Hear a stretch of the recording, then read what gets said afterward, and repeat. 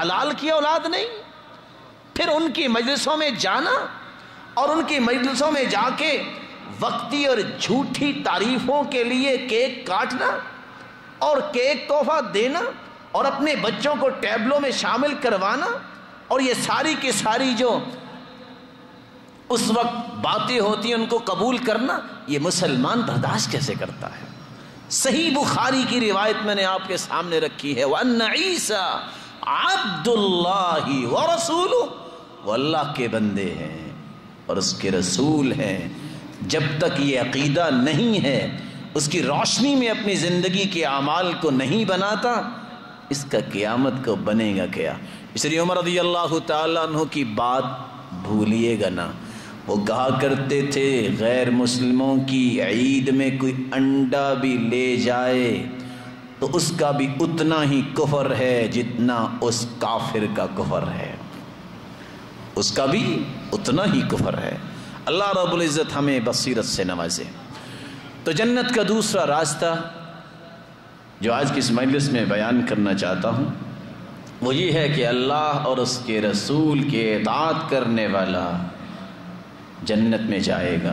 ارشاد ربانی ہے، وَمَن يُطِعِ اللَّهَ وَرَسُولَهُ يُدْخِلْهُ جَنَّاتٍ تَجْرِي مِن تَحْتِهَا الْأَنْهَارُ، جو اللہ کی اطاعت کرتا ہے، جو اللہ کے رسول کی اطاعت کرتا ہے، اللہ رب العزت اس کو جنتوں میں داخل فرمائیں گے۔ جن جنتوں میں، جن باغات میں اللہ رب العزت نے نہروں کو جاری کیا ہوا ہے۔ اس ضمن میں بھی میں آپ کے ساتھ دو تین باتیں شیئر کرنا چاہتا ہوں۔ سب سے پہلی بات، کون میرا بھائی ہے جو ہاتھ کھڑا کر کے یہ بتائے کہ مجھے اللہ کے رسول سے سچی محبت ہے؟ اللہ آپ کی اس محبت کو قبول فرما لے اور جنت میں اپنے پیارے پیغمبر کی رفاقت نصیب فرما دے۔ تین باتیں قرآن مجید کی کبھی نہ بھولیے گا۔ پہلی بات،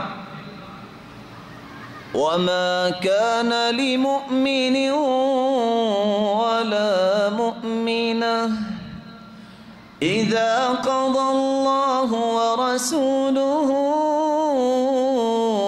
أَمْرًا أَن يَكُونَ لَهُمُ الْخِيَرَةُ مِنْ أَمْرِهِمْ۔ اللہ کا فیصلہ جب قرآن کی شکل میں آ جائے اور اس کے رسول کا فیصلہ حدیث کی شکل میں آ جائے، کسی مومن مرد، کسی مومنہ عورت کے لیے گنجائش ہی نہیں کہ وہ ان فیصلوں کو چھوڑ کر اپنی رائے کو اختیار کرے۔ یہ قرآن کی آیت ہے نا، اس کا ترجمہ گھر جا کے پڑھیے۔ قرآن ہم سے مطالبہ کیا کر رہا ہے؟ دو فیصلے آ جائیں تو پھر انسان کے لیے گنجائش نہیں ہے جس کا ایمان ہے کہ وہ اپنی رائے کو نافذ کرے۔ اور آگے کیا فرمایا؟ وَمَن يَعْصِ اللَّهَ وَرَسُولَهُ فَقَدْ ضَلَّ ضَلَالًا مُبِينًا، جو اللہ اور اس کے رسول کی نافرمانی کرے گا اس سے بڑھ کر دنیا میں کوئی گمراہ ہے ہی نہیں، واضح گمراہ۔ تو ایک مومن کی بات چل رہی تھی کہ وہ اللہ اور اس کے رسول کے فیصلوں کو مانتا ہے، یہی اطاعت ہے۔ کیسی اطاعت؟ وَمَا آتَاكُمُ الرَّسُولُ فَخُذُوهُ وَمَا نَهَاكُمْ عَنْهُ فَانْتَهُوا۔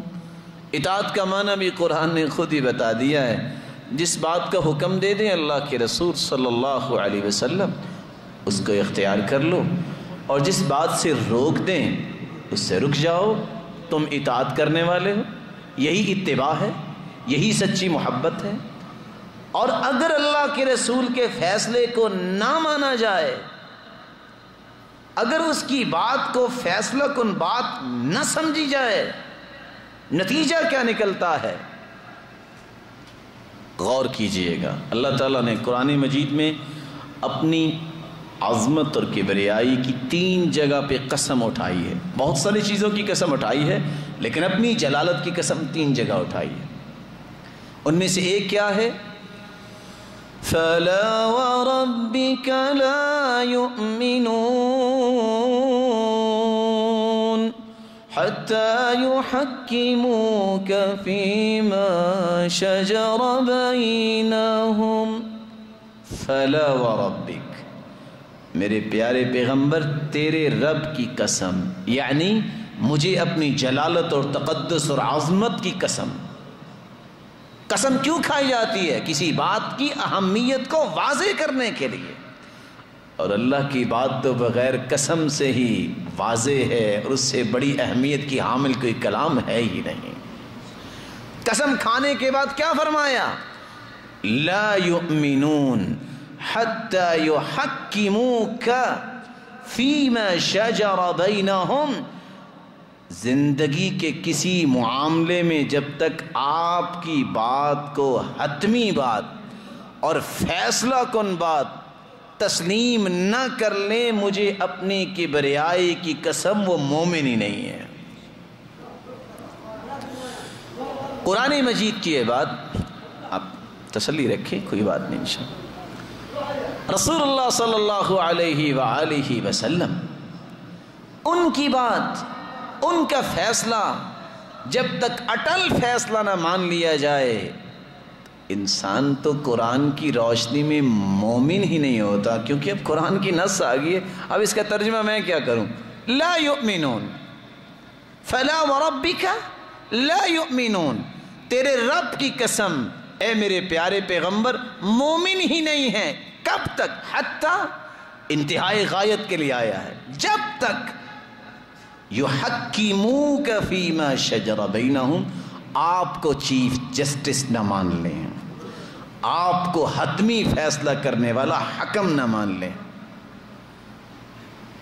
اگر آپ ناراض نہ ہوں تو ایک بات کہہ دوں یا پوچھ لوں آپ سے، کون کون ہے جو آپ میں سے اللہ کے رسول کو چیف جسٹس اور حکم اور فیصل مانتا ہے؟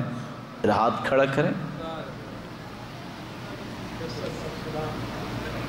رسول اللہ صلی اللہ علیہ وآلہ وسلم نے، ابھی یہ شعبان کا مہینہ ہے جی، وہ لیلۃ القدر شعبان میں ہوتی ہے کہ رمضان میں؟ اچھا رمضان میں۔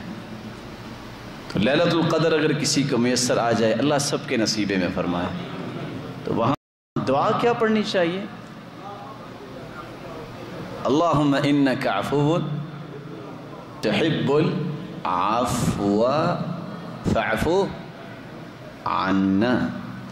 کہتے ہیں یہ ترمذی کی روایت ہے، اور امام البانی رحمۃ اللہ علیہ نے بھی اس کو حسن کہا ہے، اور اس کی راویہ عائشہ رضی اللہ تعالی عنہا ہے۔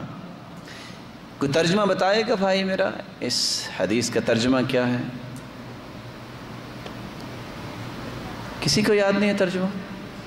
کہ ویسے ذرا شرما رہے ہیں جی؟ اللہم انک عفو، اے اللہ تو معاف کرنے والا ہے، تحب العفو، اور معافی کو پسند کرتا ہے، فاعف عنا، ہمیں بھی کیا کر دے؟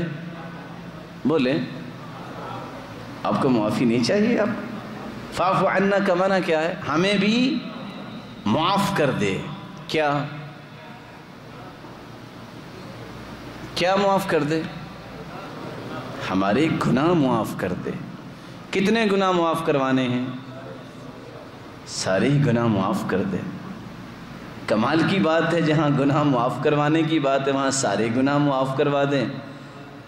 اور 22 روایتوں میں یہ لفظ آ جائے، فاعف اللحا، داڑھیوں کو معاف کر دو، وہاں کچھ سوچتا ہی نہیں ہے۔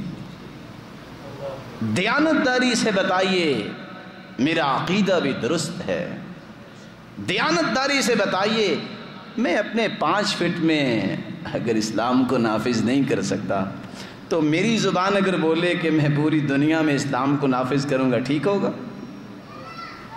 اللہ کی توفیق کے بعد جب میں چاہتا ہوں سو جاتا ہوں۔